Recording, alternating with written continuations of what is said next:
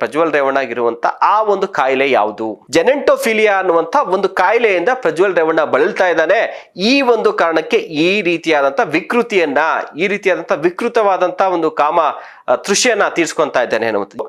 ಜೆರೋನ್ ಅಂದ್ರೆ ಹಿರಿಯರು ಅಂತ ಹೇಳಿ, ಅಂದ್ರೆ ದೊಡ್ಡವರು ಅಂತ ಹೇಳಿ. ನಮ್ಮ ವಯಸ್ಸಿಂತ ಆ ಪ್ರಜ್ವಲ್ ರೇವಣ್ಣ ಅಂದ್ರೆ ಅವರ ವಯಸ್ಸಿನ ದೊಡ್ಡವಂತವ್ರು, ಅದು 10 ವರ್ಷ ಆಗಿರ್ಬೋದು, 15 ವರ್ಷ ಆಗಿರ್ಬೋದು, ಅಥವಾ 50 ವರ್ಷ ಆಗಿರ್ಬೋದು.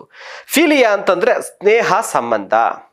ಹಿರಿಯರ ಜೊತೆಯಲ್ಲಿ, ನಮ್ಮ ಏಜಿಗಿಂತ ಹೆಚ್ಚಿಗೆ ವಯಸ್ಸಿನ ಇರ್ತಾರಲ್ಲ ಅಂತಹ ಮಹಿಳೆಯರ ಜೊತೆಯಲ್ಲಿ ಅಥವಾ ಪುರುಷರ ಜೊತೆಯಲ್ಲಿ ಒಂದು ಸ್ನೇಹ ಸಂಬಂಧವನ್ನ ಇಟ್ಕೊಳ್ಳುವಂಥದ್ದು ಈ ಒಂದು ಕಾಯಿಲೆ. ಅವರ ಮನಸ್ಥಿತಿ ಆ ರೀತಿಯಾಗಿರುತ್ತೆ. ಅವರ ವಯಸ್ಸು ಅಥವಾ ಅವರ ವಯಸ್ಸಿಗಿಂತ ಕೆಳಗಿನ ಇರುವಂತಹ ಮಹಿಳೆ ಯುವತಿಯರ ಜೊತೆಯಲ್ಲಿ ಬದಲಿಗೆ ಅವ್ರಿಗಿಂತ ಹೆಚ್ಚಿನ ವಯಸ್ಸಿನ ಮಹಿಳೆಯರು ಜೊತೆಯಲ್ಲಿ ಸಂಬಂಧವನ್ನ, ಅಥವಾ ಪುರುಷರ ಜೊತೆಯಲ್ಲೂ ಕೂಡ ಆಗ್ಬೋದು, ಸ್ನೇಹವನ್ನ ಅಥವಾ ಆ ಸ್ನೇಹ ಸಂಬಂಧ ಕನ್ವರ್ಟ್ ಆಗಿ ಈ ರೀತಿಯಾದಂಥ ಸೆಕ್ಶುಯಲ್ ಸಂಬಂಧಗಳನ್ನ ಇಟ್ಕೊಳ್ಳುವಂಥದ್ದು, ಇದನ್ನ ಜೆರಂಟೋಫಿಲಿಯಾ ಅಂತಾರೆ.